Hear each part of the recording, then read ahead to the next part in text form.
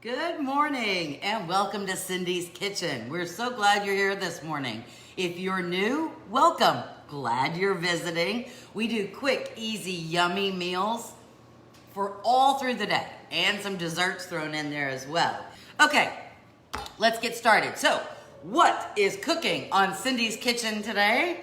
Today, we are learning all about the lonesome little spaghetti squash. Spaghetti squash, that's what we're learning. So we're gonna learn about the spaghetti squash. We're gonna see how you cut them, how you cook them, and we'll get a recipe to boot. You ready? Everybody ready? Yay! Princess Leia. Just a little bit off, okay? You see what I've done? And the reason I've done that is because I don't want it to roll. That's when you get in trouble. When you're using vegetables that, okay, so see, now it stays.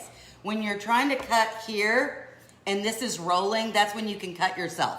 So there we go. So as you can see, I just took a little bit off. If you're having trouble getting a little bit off, just get your potato peeler or your vegetable peeler, whatever you want to call it, and just do that so that you get just a little flat surface. You don't need a whole lot off, just enough so it doesn't rock back and forth. The indentation. And take my hand and I'm gonna rock down, okay? Because that's the natural way to do. Just make sure you don't have fingers under there. I'm rocking down, okay? Now you can do it the other way too, right? You can take it out and then rock it down. Okay, so we're going in the little hole. Make a hole, there we go. Kissing squash. All right, so let's look inside the squash. Now, it should remind you a little bit of a pumpkin, okay? The seeds are about like a pumpkin seed. You see those? Like a pumpkin seed. And quite frankly, you can take these out, wash them, dry them and roast them, just like you do pumpkin seeds. And so you don't have to waste the seeds if you don't want to. We're not gonna eat all of this. We need to get rid of all of that, okay? And so you have your choice of weapons. You can use a regular spoon, that's not a problem. You can use an ice cream scooper. Okay, here's my ice cream scooper. I'm gonna hold this down. I hold in one hand, I'll tilt. So then you can use the ice cream scooper or melon baller or anything like that. And as you can see, when you go around, just like you're gonna scoop up ice cream, I hope I'm tilting it where you can see it enough. Okay, do you see? You cut the stems off too. That might be better. I know it's purple, isn't it? Yeah. Who said that? Gail? Gail, you stole my thunder. Okay, so that's pretty much cleaned out in there. Ta-da. The other option, if you don't want to use that, is just what Gail said, is a grapefruit spoon. Pottery. The website is allpolishthings.com, and she sells everything that you see in my kitchen, all of my beautiful different, but because my hands hurt all the time and I have a hard time gripping, it's kind of too small. So this has a big handle and it's easier for me, okay? So look at that, all cleaned out, yay. And then what we would do with these is you would preheat your oven to 400 degrees, get your baking dish. Now I would put about a cup of water is about what I put on there. Or no, I'm sorry, 16 ounces. This is my 16-ounce bistro mug. So there you go. And then, what does that look like when it comes out? Well, no, actually, let's do the second way first. I need, okay, here, I'm just gonna use this. I'm gonna put all these seeds off my little bench. Good to see you. Yes, so you can put these in the microwave. You can put these in your slow cooker. You can put these in your Instapot. So it really depends on how much you want to be bothered. So for me, if you just cut them in half and stick them in the oven, then I don't have to worry about it. I take it out and it's done. But if you need to go do something else, you can put them in your slow cooker and leave and do it. You can put them in your Instapot for with a cup of water for 8 minutes. So you can do it with the Instapot. It's wholly up to you, okay? Let's do the other way. This is a little harder. I'm again going to cut off just a little bit of the peel just so that it will lay flat, okay? Just so that my squash will lay flat and it's not gonna, well, if I get the seeds off there, and it's not gonna roll. See, no rolling, it's flat. Okay, the other way you can do this is to cut it into rings. Now this is a little harder for me because of old lady arthritis hands. Do you have our old lady arthritis hands? I have old lady arthritis hands. And so it's very hard for me to get through, and these are hard to cut through. And I have a really good knife. Look at that, really good knife. That being said, we're gonna cut, instead of the traditional lengthwise, we're gonna cut them across this way, okay?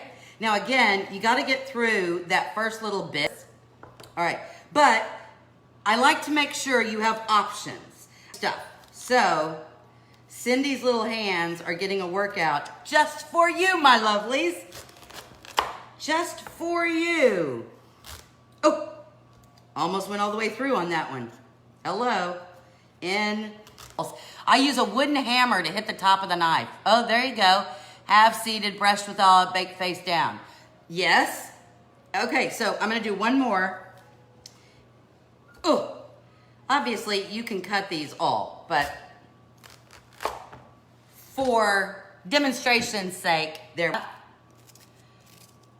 this on these, the grapefruit spoon probably works a little better than the ice cream scoop because it has that serrated edge and you can kind of just go all the way around. See how that works?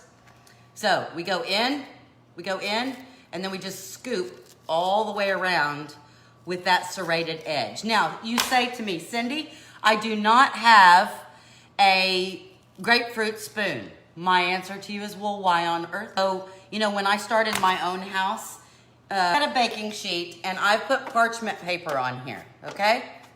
So we'll put one in the middle, there we go. So I only have 5 on here. I probably could have gotten 2 more off of there had I been willing to do that. Who just said that? What Susan just said is entirely accurate.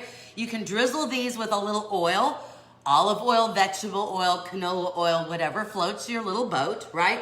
And then sprinkle salt and pepper, and that's fine. That being said, look at how lazy Cindy is. I'm giving you the lazy Cindy, okay? If you were gonna use vegetable or canola oil already, if you weren't gonna put olive oil on here, watch. I have vegetable oil. Now I also have one in there that says canola oil. It doesn't bother me in the slightest, okay? Watch this. Instead of doing the drizzle, which drives me nuts, you do the drizzle and there are some parts that don't have oil on it, which either you must cook and leave some parts with no oil, or it requires you to pick them up and do one of these. Well, then what was the point of the drizzle? You might as well have just done. So look at this. It's just oil, right? So watch. La la la la la. Now I can flip them. Da da da. Now this hand got a little icky, but look. Okay. Ta-da! Oiled. Oiled, I tell you. Lazy girls oiling. Okay, but obviously, if you want to drizzle olive oil on there, you certainly can. Now, I'm going to put some salt, and I know that I normally do this, but we don't really need that much salt. So, I just poured some in my hand, and I'm going to sprinkle. I'm just going to go around just so I get a little sprinkle, okay? Did you know that I'm still reading my book that my friend Linda sent me called, Salt, Fat, Acid, Heat. You guys got to read this book if you like learning new stuff. Salt, Fat, Acid, Heat. I'm just fascinated by this book. I'm learning to do that too. And then it's just everywhere. Same thing with the salt. Okay, and so then I'm going to put a little pepper. If you don't like pepper, you certainly don't have to do it this way. And quite frankly, on one of our recipes, well, it won't matter. There we go. Okay, ta-da. All right, so this now goes in the oven, 400 degrees, but these don't have to cook as long because remember that one is big, right? We got a lot to cook. These probably about 30 minutes, okay? All right, there we go. In we go with the oven. Okay, Cindy, you say, well, that's all good and lovely. Hold on. That's all good and lovely, but what happens then? And so here's what happens then. So these have cooked. Can you see? Now the bottom has a little brown, which is fine with me because that's a little roasty flavor, right? And so now, why would you cook it this way versus long way? And the answer is this. One, yes, Costco. I know. Well, I could get it at the grocery store too. Here's the answer to why you would do it this way. Because this is a lot more work. And the answer is when you take a fork and you're gonna pull these off, okay? You see how they come off? It comes off in longer, well, I just messed it up, but they'll come off in longer strands. And so if you're trying to make this look, see, I'm not doing it this way. Watch what I'm gonna do. If you're trying to make it look more like spaghetti, then this is what they recommend because you get longer strands. I thought it did, but didn't want to speak. Yeah, it does. I just take my finger and go through and pull it off, okay? Because this is not my favorite, not my favorite way to do it. I'm the lazy girl, remember? And so, hold on, let me pull these out. And I want all of it. So I could use my fork, but quite frankly, I don't want to miss any of it. So then you just go along the skin line and use your thumb and see how it comes off, and then you would split it up, okay? So you can do it that way. The reason I do not like this method, as you can see, it's messy and it takes too long and it hurts my hands. This way, look at that. Look at that. Hold on 1 second. Look at that. Isn't that beautiful? Yum, yum. Now, because we did it this way, look how easy this is. You just saw how I had to do the other. Watch this. Get your fork. You could use your other spoon, but just use a fork. You start at one end and then start coming out. Look at that. Look how easy that came out, okay? You can go down the side. Look at that. I'm going to get closer. Go down the side. Look how it just comes off the side. You see that? Isn't that beautiful? All the way around. So you just take your fork and you can go all the way around up next to the skin. Am I too close? And then take your fork. See how we're going? I like to go all the way around before I do the forky thing. It sounds bad, doesn't it? Because I want to make sure I'm getting all of it from around there, okay? All the way around, and then you just take your fork so that it separates the strands of spaghetti squash, okay? Ta-da! Now, this is awesome, and quite frankly, this is one of those things that this is a vegetable that comes with its own bowl. It does look like noodles. It has its own bowl. You could do this. You could add a little bit more olive oil and top it with some parm. Put it back in the oven. Let the parm, you put some more salt and pepper if you want. Let the parm melt on here, and then poof, there you go. You're eating lunch, and there's your bowl. Ta-da! Or we can do something different with it. Okay, so watch. I got everybody out of the pond. Come out of the boat. Out of the boat, I tell you. Okay, so ta-da, empty, empty. Hello, do you like spaghetti squash? I do. Okay, so this bowl, this isn't a huge bowl, but it's like a medium-sized bowl. And this medium-sized bowl has one spaghetti squash in it, okay? So it actually, hold on. Oh, 1.5, because I have the little squirrely things. I eat with just butter and garlic. Yes, yes. Okay, so there you go. You just want to make sure it's all separated out. Now, you certainly could eat this with butter and garlic. You could, watch this. Can you get me just a small bowl? Do I have enough? Almost. Watch this. I'm going to get my cow. Hold on. Oh, I'm going to get my cow. And I'm going to get my little dish. This is before we get to the actual recipe. Hey, Cheryl, good to see you. Okay, so this is what you're not going to get ready for, right? Everybody thinks butter and garlic, right? And that's fine, butter and garlic. But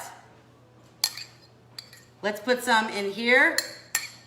Well, I'm gonna put more than some because I'm gonna eat it. So there we go. All right, you just wanna make sure it's separated out. I'm taking my cow. Everybody say good morning to the cow. Moo! Okay, lift the cow's bum, and there's my butter. Okay, so I'm gonna get a little butter. Now this should be still warm. It's not as warm as it should be, so I may stick it in the microwave just a little bit. Let me put the cow's butt back on. Okay, I am gonna stick it in the microwave, but wait, I'm not done yet. So put your butter in. I mean, the butter is soft, don't get me wrong, but now take because I know you have this next to your stove, take your dish that has your already pre-mixed up cinnamon sugar, right? You have the dish that has the pre-mixed up cinnamon sugar, don't you? Of course you do. And then sprinkle cinnamon and sugar on this. Oh my. Okay, we're gonna stick that in the microwave just for like 30 seconds. Just because I want that butter to melt. And I took the other out early. Okay, so if we do that, we kind of have a little sweetness, a little breakfast, don't we? But we are gonna do something that's more dinner related, okay? We are gonna do something more dinner related. Once you have your spaghetti squash all forked out, then we need to get a skillet. Now, there are a few things that we're gonna put in this dish. My friend has a garden, and she had a zucchini she brought me, a fairly good sized zucchini, and so I wanted to use that. So I've just taken the zucchini she gave me and diced it up fairly small, okay? I also took a container of grape tomatoes. You can use cherry tomatoes. I just like the grape ones. I don't know.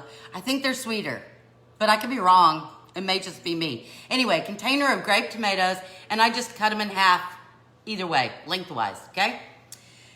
We're gonna have to have some parm. Now, this is just shredded parm in a bag. in a container. You certainly could shred your own. We're gonna need a whole bunch of basil. I think that's about 12 leaves cut up. And then we're gonna need this. Whipped cream cheese. Not the box, this is the one that's whipped. You say, Cindy, I don't have whipped.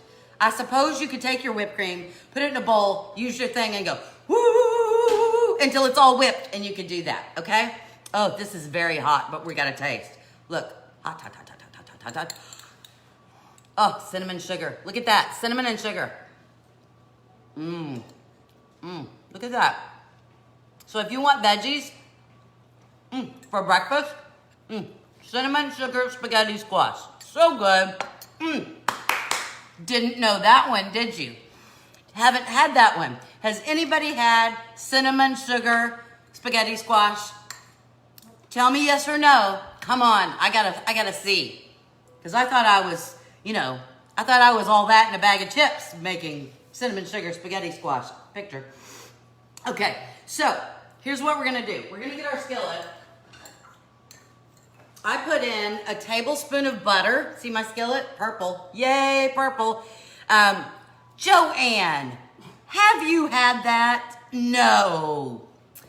I tell you what, I can't get Joanne. I just cannot.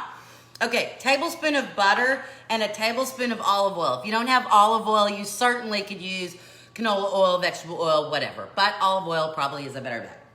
Now to this, after I melted it, I know I should be over there at the stove, but I'm not moving. I'm gonna add my one zucchini. You don't have a zucchini, you don't have to use it. You don't like zucchini, you don't have to use it. You have a yellow squash, you can. But you put that on all the other squashes. There we go. I've never had a spaghetti squash. Well, Lori, today is the day. All right, I'm also gonna put my maters. Maters are going in there.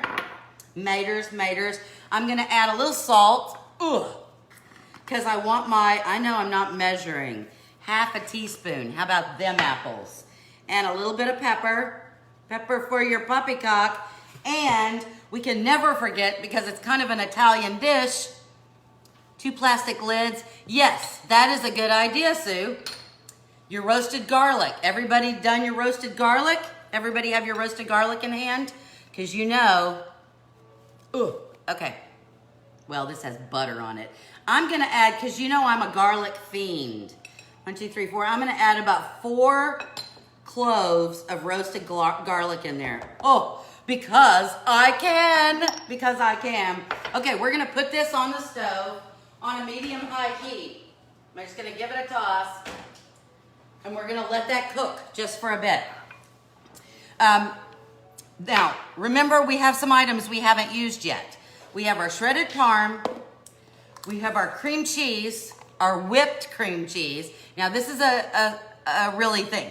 If you try to use just regular cream cheese, even if it's at room temperature, you know, it's not really stir-y. You know, it's hard to stir.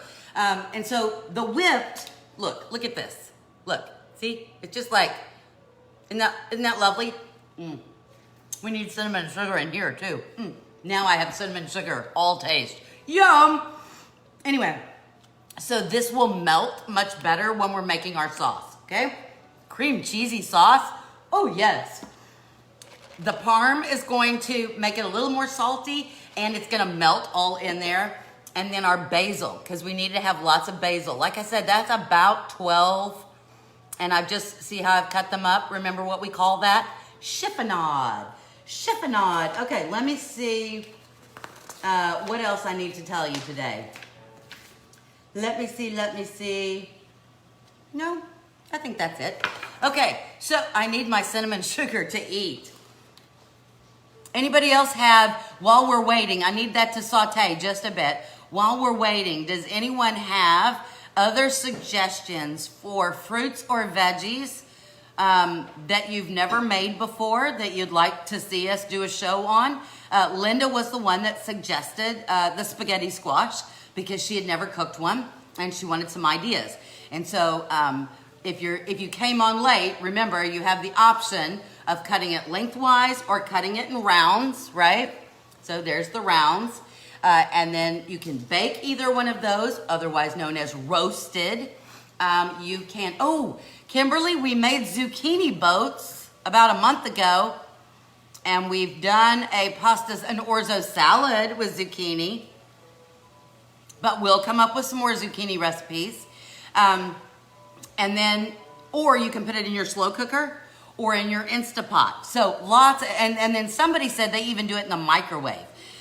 Please use something making eggplant. Mine always turns out terrible. I need help. I've cooked it before, but others, my eggplant. Everybody has an eggplant thing. Okay, hold on just a second. I'm gonna give this a toss. Oh, you wish you were in my kitchen right now. You wish you were in my kitchen because the tomatoes and the garlic and the butter, it all smells so good. You'll have to go back and look at that. Yeah, please do. If you'll subscribe, Kimberly, to our YouTube channel, also called Cindy's Kitchen. Once you subscribe to that, then you can get all those recipes. It's on a little pull-down menu, so it's very easy to go back and either watch them or get the recipes. Eggplant. Okay. Okay, well, we can certainly do eggplant. I know that that's a hard one to do, and part of the reason is because it has so much water in it. And so really to do eggplant well, you need to salt it and let it set. Does anybody remember when we did the tomato pie? When we did the baked tomato pie that was to die for? I think I ate 3 of those before tomatoes went out of season over here. 3 tomato pies. Oh my gosh, so good. With the orange tomatoes, the yellow tomatoes. Oh, so good. But anyway, so that when we made the tomato pie, so that the tomato pie wouldn't be a gooey mess in there with the seeds and the juice of the tomato, if you remember, we had to slice our tomatoes, lay them out like on a paper towel and on the cabinet, and then salt them and let them sit for like 2 hours, and then pat them dry before we put them into our tomato pie. So any kind of eggplant recipe, we're gonna have to do that as well. Let me give this a stir. Yum. Okay, now, zucchini is great because zucchini you can eat all the way cooked or still a little crunchy. And I want some texture, so I'm gonna leave this a little crunchy. The only thing I'm cooking right now, if you're wondering, artichoke. Ugh. Artichokes are hard. Maybe we'll do an artichoke. But the only thing I'm doing right now is I'm waiting for my tomatoes just to for the skin to go, boop, just a little burst. Brussels sprouts. Oh, I love Brussels sprouts. Awesome artichokes. Well, you know, it's so easy. I mean, artichokes are a lot of work, and quite frankly, they're not way expensive. You can just buy a jar of artichokes. Melinda, don't forget, we had a great recipe for a side dish with Parmesan artichokes where you just take them out. You don't even have to cut them up. They're already sliced. You dump them in a baking dish and you cover them with parm and you bake them. Liver, never. Mary Beth Light, I love you with all my heart, but I shall never ever make liver. Okay, Brussels sprouts we can do. Okay, I'm ready. I'm gonna go get my, oh my gosh. Okay, the tomatoes are doing a little bursty thing. And so with that, what we're getting is some juice. Can you see the juice? It's between the tomatoes and the zucchini is releasing some liquid. And then of course our butter that was in here. Okay, so we see how yummy that is. So to this, we're gonna add a half a cup, I'm measuring, half a cup of whipped cream cheese. Woo! Half a cup of whipped cream cheese. I'm gonna just do a little stir in there just to break it up. We're gonna put a half a cup, I'm measuring again, you know how it is. Half a cup of parm, that was a half a cup, I think. And our 12 or so, look at that, beautiful basil. In we go. I have two, ooh, that was hot. I have two basil plants outside. And so, okay, I'm gonna cook it just a little bit longer, but look how the cream cheese and the parm is all melty. We don't need much longer. I just want enough heat on here. Okay, hold on just 1 second. I just need enough heat on there so that the parm goes all the way and, there we go, okay. Now, look at this. Is that yummy? And you're like, hello, where's the squash?